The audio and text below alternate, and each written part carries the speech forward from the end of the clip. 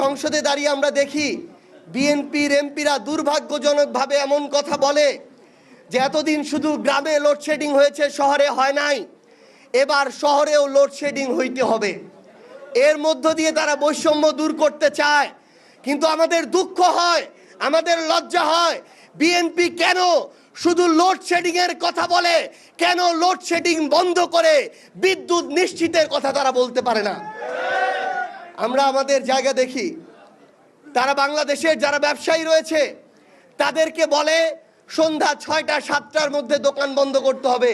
আরে ভাই, আপনারা কিংবা আপনাদের পরিবারের মানুষেরা, আপনার সংশ্লিষ্ট অনেক মানুষ তো ব্যবসা করে, আপনি জিজ্ঞাসা করেন তাদের ব্যবসাটা তো শুরুই হয় বিকাল 5টার পর থেকে। তাহলে আপনি কোথায় মনোযোগ দিবেন যে কিভাবে বিদ্যুৎ উৎপাদন হবে, কিভাবে বাংলাদেশে বিভিন্ন ধরনের জ্বালানি থেকে শুরু করে কয়লা এগুলোর মজুদ বাড়বে, আপনার পররাষ্ট্রনীতি সফল হবে, সেটা না করে আপনি দোকান বন্ধের ব্যবস্থা করছেন। এই রাজনীতি বাংলাদেশে বেশি দিন টিকসই হবে না। তারা তাদের জায়গা থেকে নতজানু পররাষ্ট্রনীতি ধারণ করেছে। আমরা দেখলাম ইরানের মতো বন্ধু প্রতিম একটা দেশ হরমুজ প্রণালীতে বাংলাদেশের জাহাজ আটকে দিচ্ছে। এর চেয়ে লজ্জার আর কিছু হতে পারে না।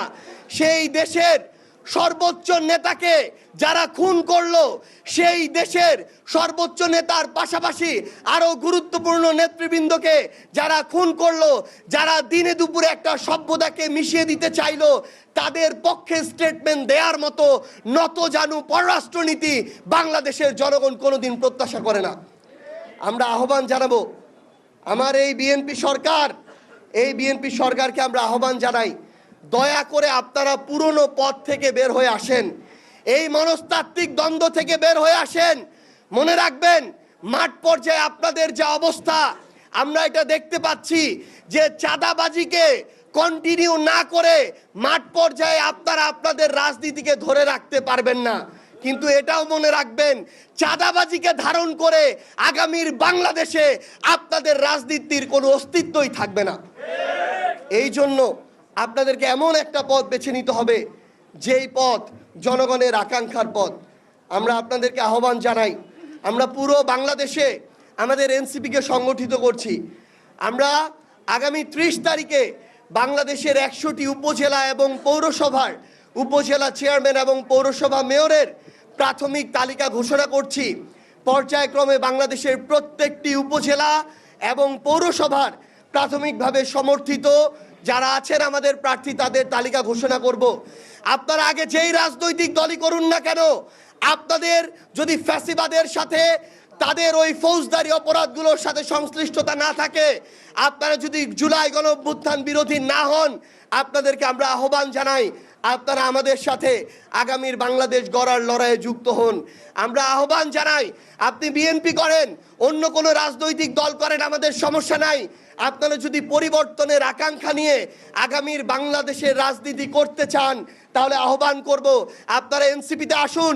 আপনারা নতুন করে নিজের শিরদাঁড়াটা শক্ত রেখে পুরনো সিন্ডিকেটকে ভেঙে ওই পুরনো বন্দোবস্ত থেকে বের হয়ে এসে আপনারা চেয়ারম্যান, মেয়র, কাউন্সিলর থেকে শুরু করে প্রত্যেকটি জায়গায় নির্বাচন করুন। এনসিপি তাদের সর্বোচ্চটুকু দিয়ে আপনাদেরকে সহযোগিতা করবে ইনশাআল্লাহ। পরিশেষে একটা জিনিস জনাব তারেক রহমানের কাছে জানতে চাই, তিনি বাংলাদেশে আসার আগে বলেছিলেন এই দেশে ফিরে আসা শুধুমাত্র তার ইচ্ছার উপরে নির্ভর করে না।